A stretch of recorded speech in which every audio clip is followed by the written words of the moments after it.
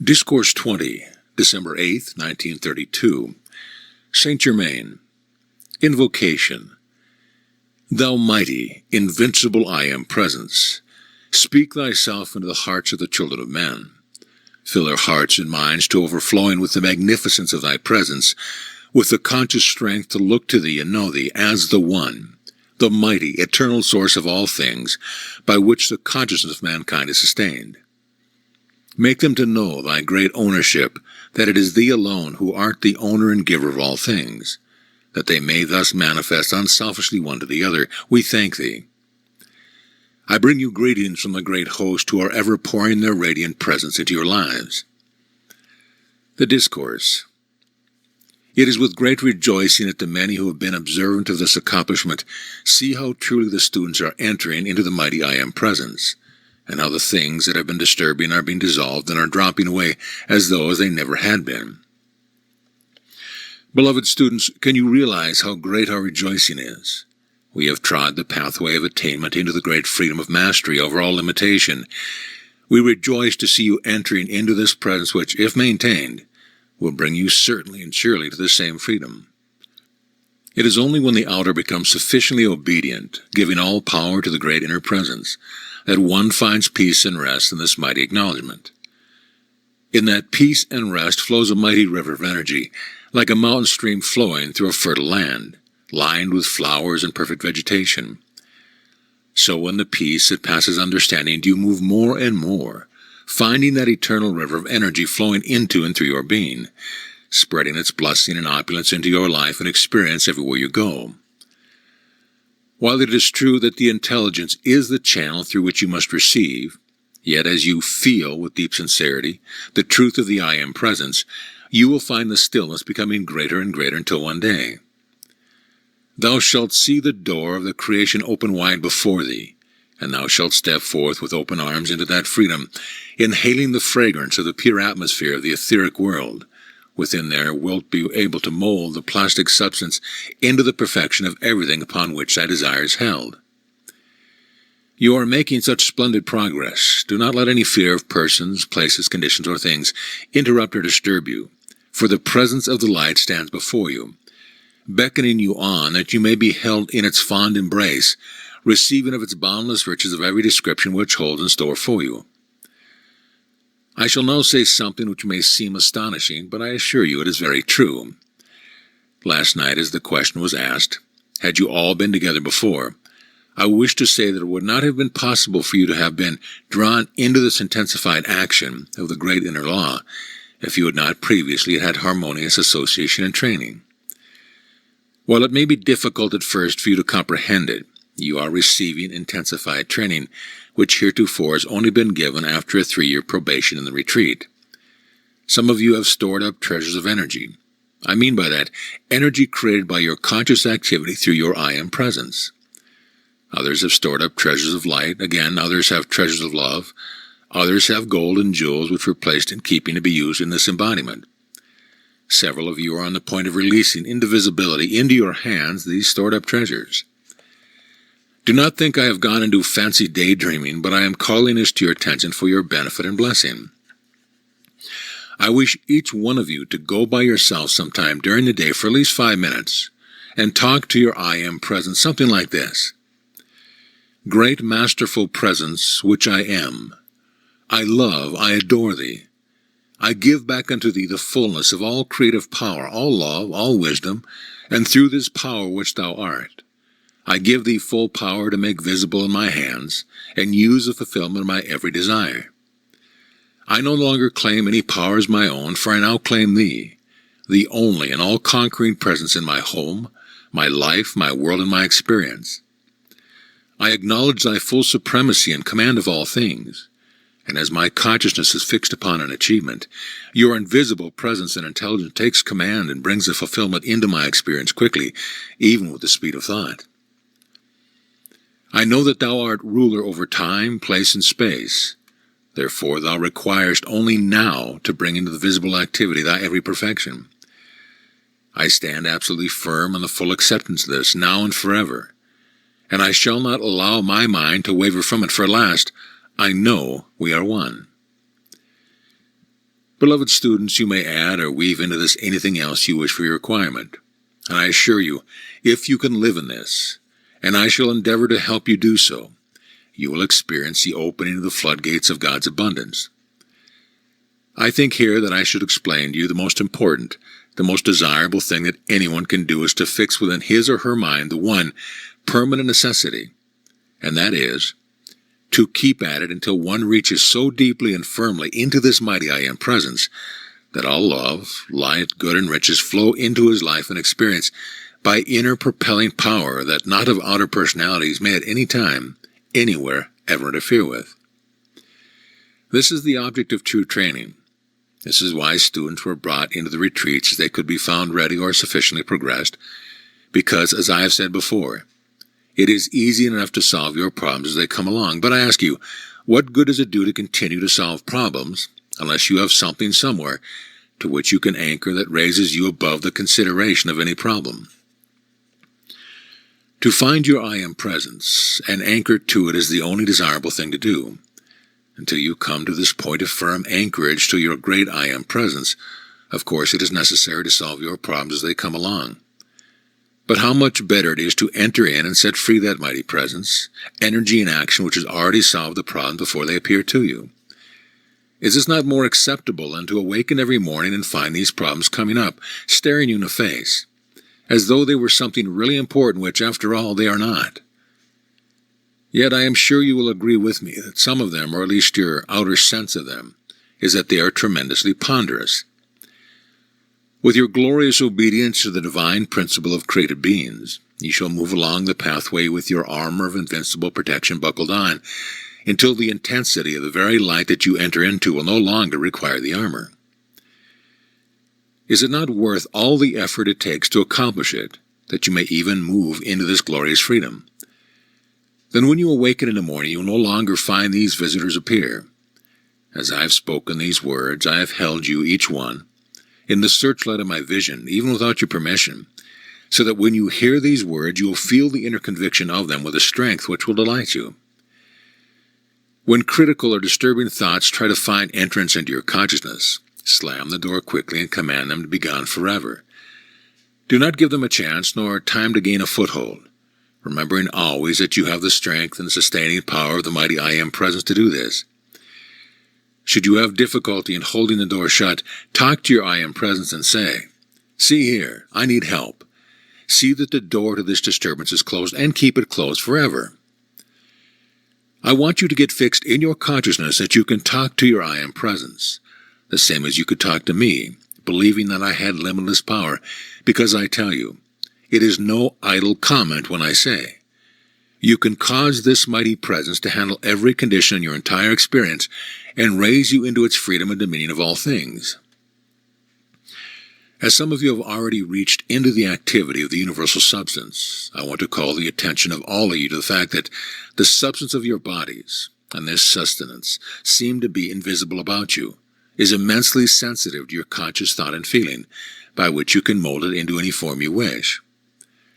The substance of your body can, by your conscious thought and feeling, be molded into the most exquisite beauty of form. Your eyes, hair, teeth, and skin made dazzling with radiant beauty. This should be very encouraging to the ladies. I am sure will be to the gentlemen, only they do not like to admit it. Beloved brothers and sisters, when you look into the mirror, say to that which you see, "Through the intelligence and beauty which I am, I command you to take on perfect beauty of form, for I am that beauty in every cell of which you are composed. You shall respond to my command and become radiantly beautiful in every way, in thought, word, feeling, and form.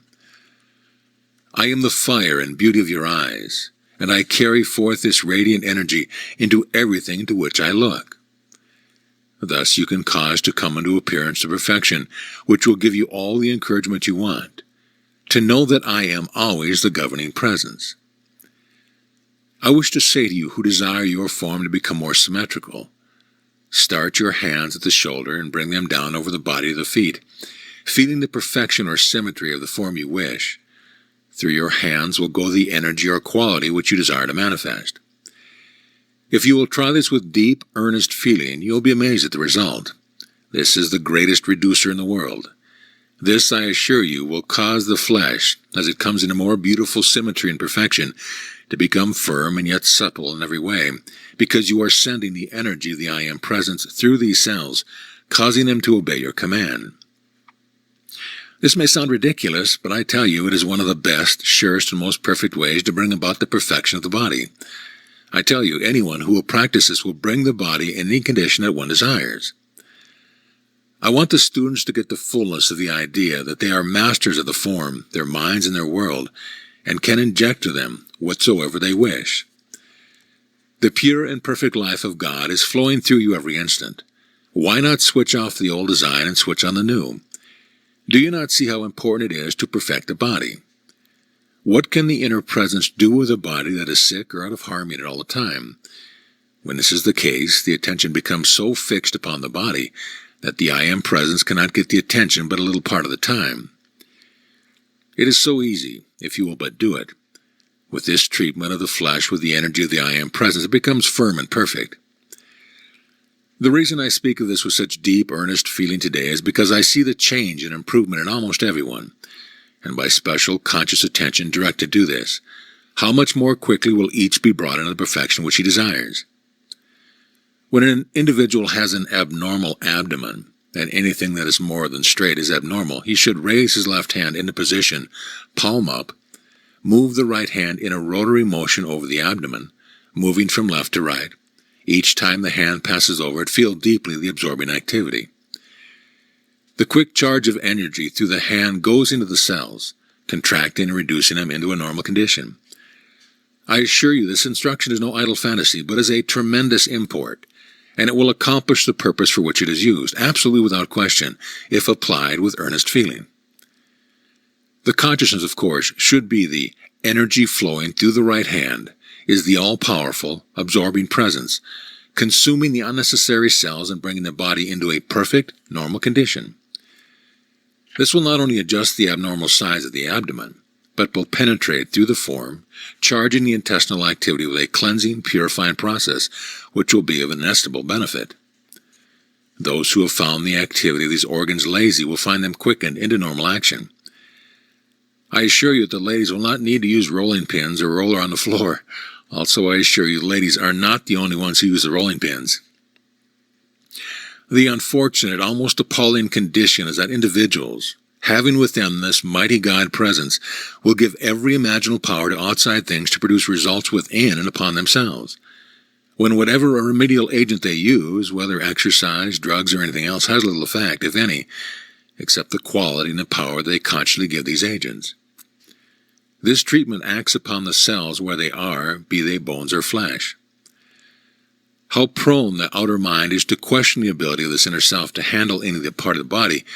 If it will handle one kind of a cell, it will handle all. Make the outer accept the full power of the inner presence, and thus let it expand into use in all things. The outer mind, through long habit, has given enormous power to drugs and remedial agents of every kind. But do you not see that the only thing that does is the power and authority you give it to have an effect upon your body?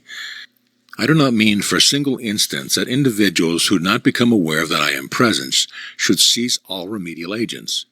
But if they will fix in their minds firmly that no outer thing has any power in their experience except what they give it, they will begin to rise out of the limitations into which they have placed themselves. Here, let me say that 90% of the power given to outer things is unconsciously given, and even most students are not aware of it. Now turn about and give this great God presence within you all the power to do the things you require and wish to do, and will accomplish them with a speed and certainty far beyond what any outside remedial agent could do. Some will grasp this idea with tremendous tenacity, while others will require more effort, but it is surely worthwhile making any effort to accomplish it. Remember, the I Am Presence knows all things for all eternity, in all ways, past, present, and future, without limit. If the student would think of this great presence, contemplate it, and know that it is all love, wisdom, and power, then when he fixes his attention on something to be accomplished, he knows this presence is the open door, the all-powerful accomplishment, and it cannot fail. Call on the law of forgiveness and direct the energy of the Master Self to correct and adjust the wrong, and in that way obtain freedom from its reaction. You see, my dear people, that there is so much unnecessary power given to the outer activity and stress of things, which the I Am Presence cares absolutely nothing about.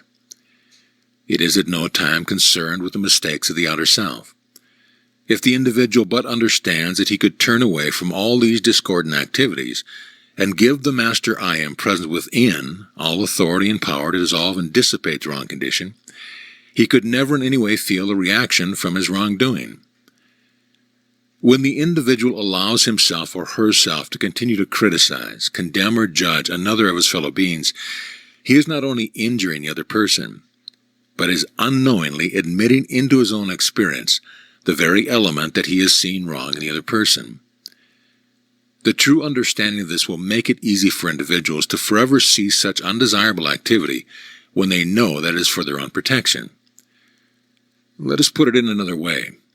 Whatever the conscious attention is fixed firmly upon, that quality is impelled into the experience of the individual. Whatever an individual sees with deep feeling within another individual, he forces into his own experience. This is the indisputable proof of why the only desirable feeling to be sent out from any individual is the presence of divine love, and I mean by that pure, unselfish love. Students sometimes wonder why they have so many conditions in their experience to handle as they become more and more sensitive. It is because they see an appearance which they have been taught to know is not real, and by allowing their attention to become fixed upon it, they not only invite, but force it into their own worlds, and then have a battle in order to clean house. This can be avoided by instantly taking the attention off the appearance and knowing, I am, I know I am free from this thing forever, no matter what it is. This all comes, of course, from a lack of self-control in the individual, or an unwillingness to use the self-control to govern the outer. There are these two distinct conditions with students. One is willing enough to make the effort, but unknowingly allows his attention to become fixed on the undesirable things. The other one, through a quality of stubbornness, is unwilling to make the necessary effort to conquer it. No teacher should at any time hold the thought of criticism about any student, for if he does, he will invite the same criticism upon himself. If students get the right idea about this, they will stop it for their own protection. If one keeps silently seeing a discrepancy in another, it is even worse than the spoken word, for it allows the force to accumulate. When discrepancies are forced upon your attention, simply say to your I Am Presence, there is the I Am Presence within that person, and with that human I am not concerned. It matters not whether it is a person or inanimate object.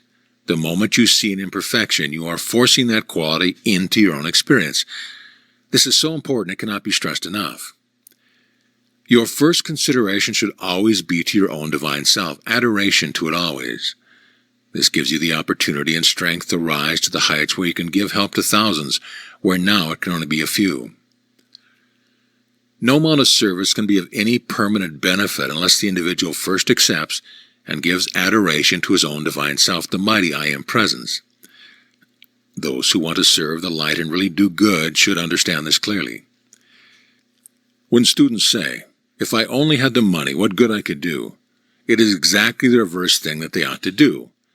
If one will enter into the I Am Presence, he will have all the money he wants and it cannot be kept away from him. Take the stand with everyone. There is only the I Am Presence acting there in this person. It is much better not to touch upon a thing than to give an insufficient explanation. All outer experience is but a discipline. For those who are coming into this work, the present training is really a finishing school or experience, and is why some of them feel it is a little strenuous. All the ascended host feel with great joy the love and gratitude poured out to them. Of course, they respond almost without limit. I am is all there is, everywhere present, visible and invisible. The consciousness most needed for each individual will come from time to time as the students continue in the use of this. Do not let yourself strain after things. Just take the calm, certain attitude of the ascension. Calmly, quickly, lovingly accept it, and just be. This avoids tension. Nothing is more powerful than this. Benediction.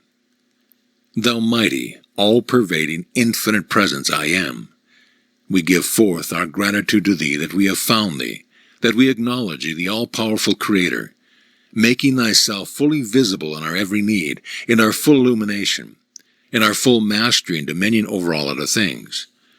We thank Thee that Thou art the all-pervading presence, and that Thou doest with Thy strength and wisdom impel Thy perfection everywhere.